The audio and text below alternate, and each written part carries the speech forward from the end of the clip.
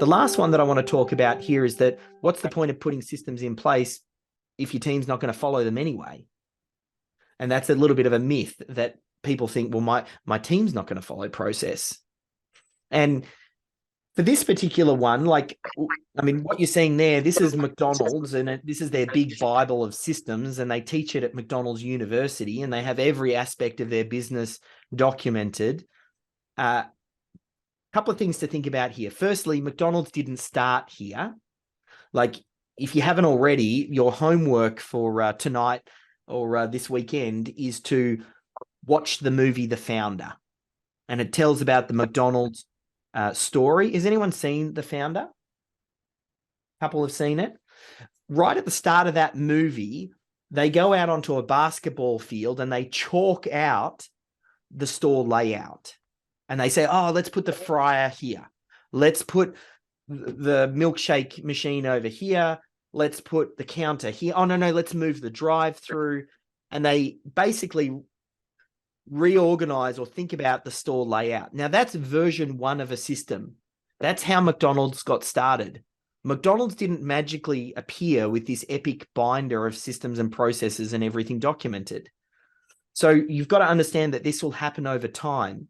We just have to build up. Like, the secret here is actually building a systems culture.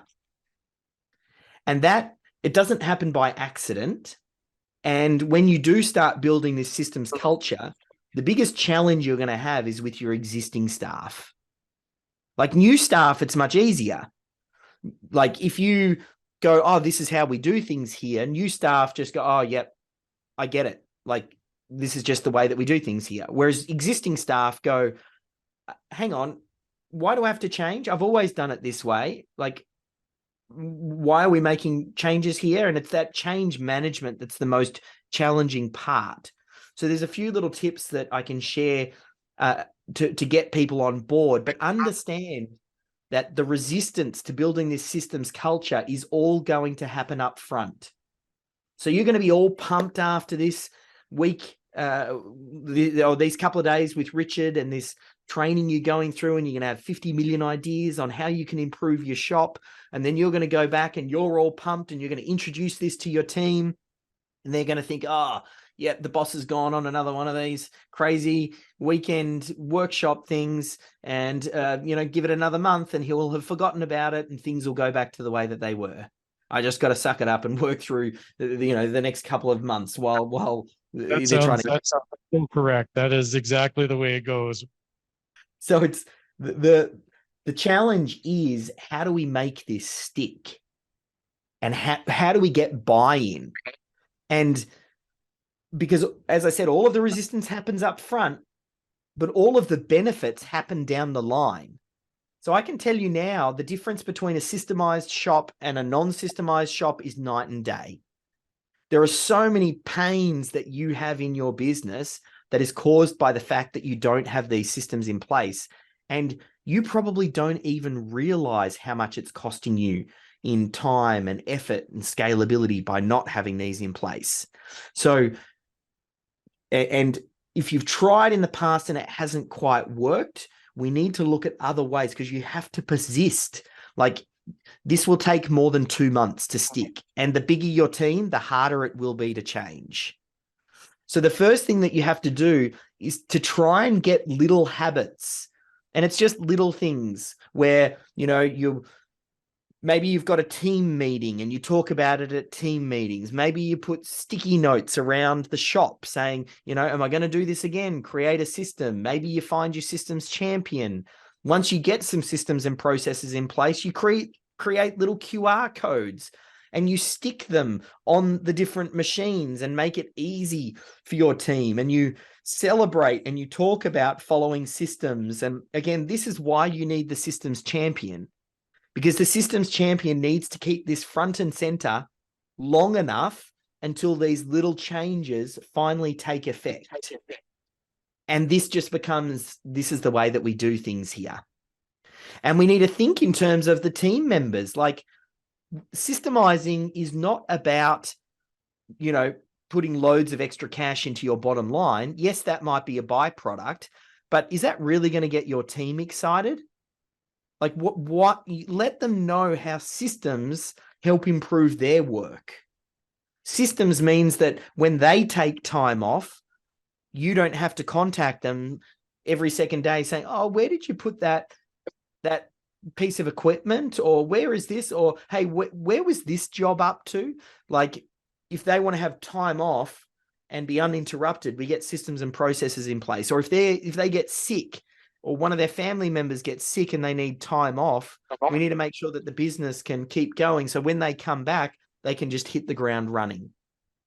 Or maybe they want to work their way up in your organization. Let them know that we do that by putting systems and processes in place so they can delegate down. And, then the new apprentice comes in, and, the more experienced team member can delegate some of those tasks to the newer team member. So again, this is quite a large topic, but you want to really think in terms of how do we make sure that the team buys in, and how do we find the team members that will get on board with this and focus on them first and build system habits so that over time, it's like planting a little seed. You plant all of these little system habits, and then over 6, 12 months, then they start to give you the fruit, but you're not going to see it straight away.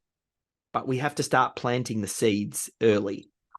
And as I said, new team members are easier, because new team members, if you get your recruitment system right and you show them, some of the systems and processes right up front when they're going for the job. And if you ask some questions around how do you, feel about systems and processes, and are you going to be all right to follow a checklist when you're doing a servicing on the car, and ask some of these questions up front, so that way you can repel team members that might not follow that process, and do it up front. And then think about, how do you onboard them? Like, show them the critical client flow and say, this is how our business works, and you fit here. And these are the 5 systems related to your job. And help, like, if you do that from day one, that's makes it so much easier. So like I said, all of the resistance is from existing staff. New staff, if your systems champion helps to set up some onboarding processes, where they introduce them to the shop and explain how things work and show them some systems and let them start working straight away, but following a process, then right up front, then this really gets into their brain. And probably the last thing I'll leave on here is thinking about, this all starts with you. I remember doing some work there's a guy called Michael Gerber, and he wrote a book called The E-Myth. And he was kind of like a big inspiration for me when it comes to systemizing. Many people see him as like the godfather of business systems. And he said, after he read the Systemology book, he said, Dave, don't let the business owner off the hook. The business owner still needs to drive this, or still needs to, they're not above the law. And if you're going to put systems and processes in place, when you're in the shop, you follow the systems and the processes. You might not be the one documenting it. You might not be the one, crossing the T's and dotting the I's, but you're the leader, and people will look to you for what you're doing. And if you want to build a systems-driven business, which is a profitable enterprise that works without you, you need to kind of lead this. And Dave Porter, if I go back to that story earlier, when he had his breakthrough, so we kind of worked with him, as I said, and he got some systems and processes. He got his systems champion. We recorded those videos. We did the documentation. But he said the biggest win for him, or the biggest breakthrough, came when one of the guys returned the truck at the end of the day, and it didn't have any fuel. It was dirty. A bunch of the things were like used and empty. Normally they had to kind of refill a couple of the tanks and things like that. And the truck came back, and the guy had gone home, and they didn't discover it until the next morning. Only the next morning, when the team rocked up, they needed that car to be ready so they could go out and do the job. Then that car was out for the day because it wasn't ready to go. Now, normally what Dave Porter would do, he would just absolutely crack it, and he'd yell at the staff and say, we need to do this, we need to do that. This is not good enough. That was his normal approach. But once his thinking changed, he said, how do I fix this at the root level? How do I fix this at the systems level? Rather than going crazy at the team, he worked with Kane to create a checklist that they put into place for when the trucks are returned at the end of the day. And they can't give the keys in until they follow the checklist. And the checklist is, has it been filled with fuel? Has it been stocked and ready to go for the next day? And it's, you know, a 15-point checklist or something. And they go through that before they return the keys. And what actually happened there, like I know it sounds like a minor change, but it's a fundamental change in the way that he thought. He thought about fixing the system rather than yelling at the team member or, you know, going to the symptom. He went to the root cause. And that's really what we need to do. Once that changes for you as a leader, as the business owner, then it's much easier for the team to follow.